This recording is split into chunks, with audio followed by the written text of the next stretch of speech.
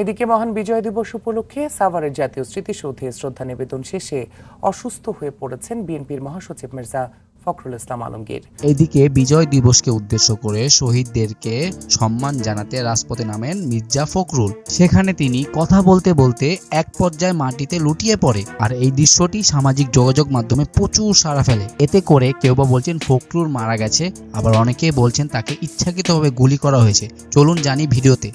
Breaking news দর্শক বন্ধুরা, বিএনপির একজন বড় নেতা মির্জা ফখরুল সাহেব তিনি আর বেঁচে নেই। অনেকেই আসলে এই কথাটা বলতেছে, কিন্তু কথাটা আসলে কতটুকু সত্য আসুন একবার দেখে আসি। আজকে বিজয় দিবস উপলক্ষে তিনি আসলে জাতির কিংবা আপনার বাংলাদেশের জনগণের উদ্দেশ্যে তিনি ভাষণ দেন।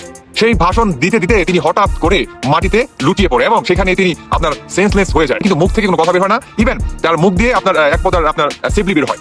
এখন অনেকেই বলতেছে যে তিনি বাঁচবে না বা তার আর বেশি সময় নেই, কারণ তার কন্ডিশন নাকি খুবই খারাপ।